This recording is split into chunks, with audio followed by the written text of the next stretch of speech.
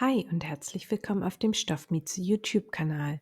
Ich zeige euch heute, wie ich diesen Stufenrock hier genäht habe und das Ganze ohne Schnittmuster. Falls euch mein Video gefallen sollte, dann freue ich mich riesig über einen Daumen nach oben oder einen netten Kommentar. Wenn ihr mehr von mir sehen wollt, könnt ihr gerne kostenlos den Kanal abonnieren, dann das kleine Glöckchen aktivieren, um kein Video mehr zu verpassen. Weitere Videos und Nähanleitungen findet ihr unten in der Videobeschreibung. Jetzt aber erstmal viel Spaß bei diesem Video. Ja, zuerst einmal zeige ich euch, wie ich das Ganze berechnet habe.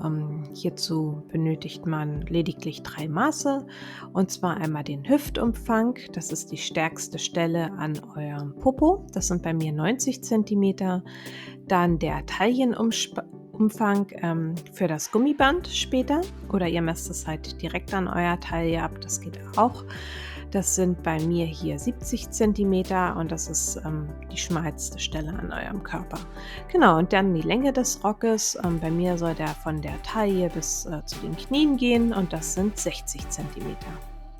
Ja, der Schnitt ist lediglich aus 3 Rechtecken aufgebaut und das erste Rechteck habe ich wie folgt berechnet.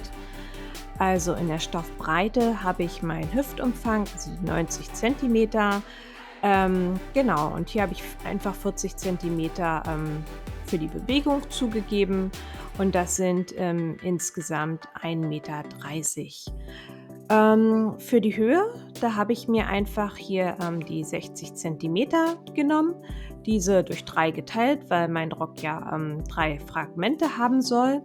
Und das sind also 60 durch 3, das sind 20 Zentimeter. Genau, und bei meinem ersten Rechteck soll ja noch oben ein Gummi eingezogen werden. Dieser hat eine Höhe von 3 Zentimeter.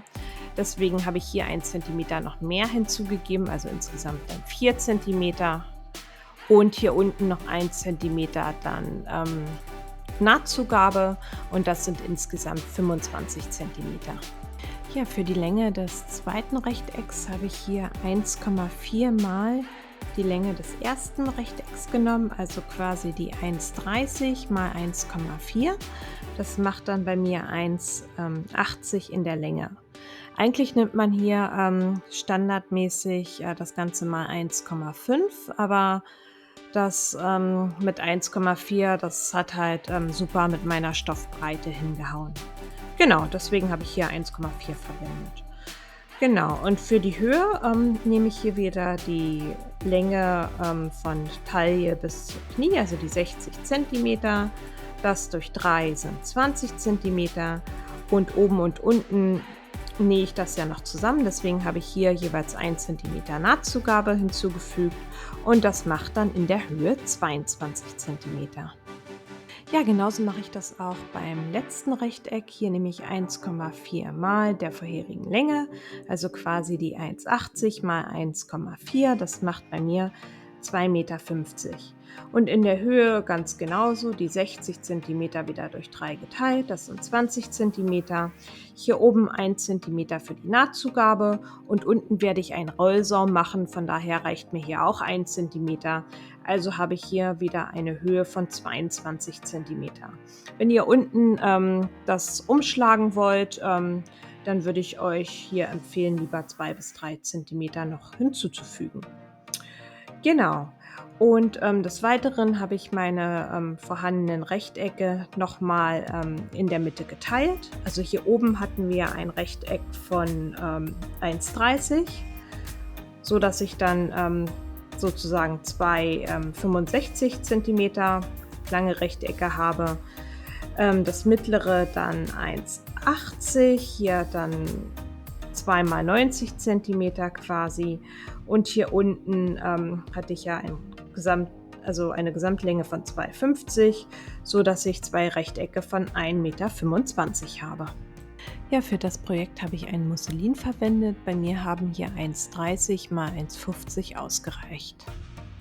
Ja, ich habe hier meine Rechtecke bereits zugeschnitten und sie ringsherum mit der Overlock versäubert. Genau, nun raffe ich mein zweites Rechteck in der Länge so, dass es quasi der Länge des ersten entspricht. Ich mache das hier mit der normalen Nähmaschine. Hier stelle ich eine möglichst große Stichlänge ein. Bei meiner habe ich hier die 4,0 gewählt und eine sehr niedrige Fadenspannung. Bei mir habe ich hier die 0 eingestellt. Genau. Und des Weiteren ist noch wichtig, dass ihr am Anfang und dann am Ende der Naht nicht verriegelt. Ja, also wie gesagt, am Anfang und am Ende wird nicht verriegelt und wenn ihr das dann habt, dann könnt ihr hier am Unterfaden ziehen an beiden Seiten und genau das dann gleichmäßig raffen, sodass das zweite Rechteck dann der Länge des ersten entspricht. So, wenn dann alles gleichmäßig gerafft ist und ihr zufrieden seid, dann könnt ihr auf beiden Seiten Ober- und Unterfaden verknoten und dann wird das Ganze rechts auf rechts festgesteckt.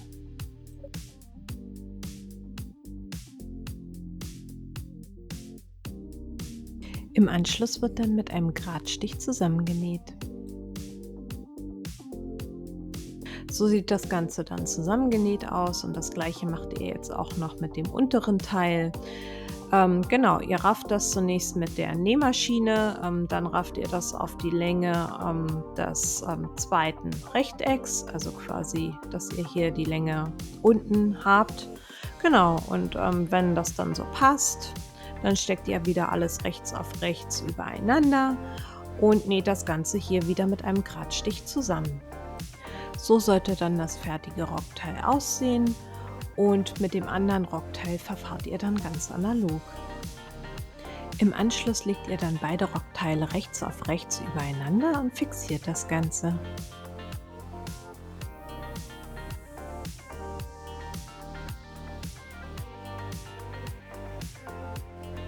Wenn dann alles festgesteckt ist, dann kann hier an der Seite mit einem Gradstich zusammengenäht werden und auf der anderen Seite wird das wieder ganz analog gemacht.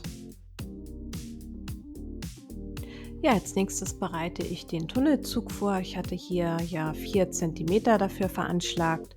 Genau, und diese stecke ich mir jetzt erstmal ringsherum ab. Ja, von der linken Seite steppe ich jetzt hier ganz knappkantig mit einem Gradstich entlang und lasse aber hier eine Öffnung, wodurch ich später das Gummi einfädeln werde. Des Weiteren werde ich hier die untere Kante noch ringsherum säumen. Ich mache das hier mit einem Rollsaum, dafür verwende ich meine Overlock. Falls ihr das auch machen wollt, müsst ihr mal in eure Bedienungsanleitung schauen, welche Einstellungen ihr da vornehmen müsst.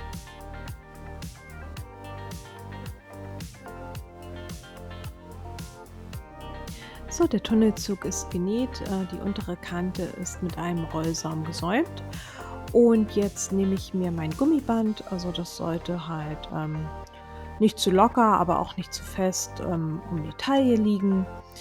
Genau, und das fädele ich mir jetzt mit meiner Sicherheitsnadel durch den Tunnelzug ein.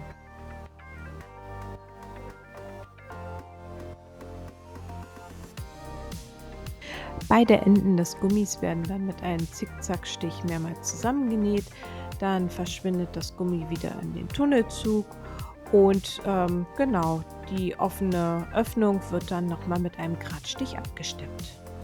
Und so sieht dann das fertige Ergebnis aus. Falls euch mein Video gefallen hat, dann lasst gerne einen Daumen nach oben da oder einen netten Kommentar. Falls ihr Fragen oder Anregungen habt, dann könnt ihr mir das gerne in die Kommentare schreiben. Dann bis zum nächsten Video. Eure Stoffmieze.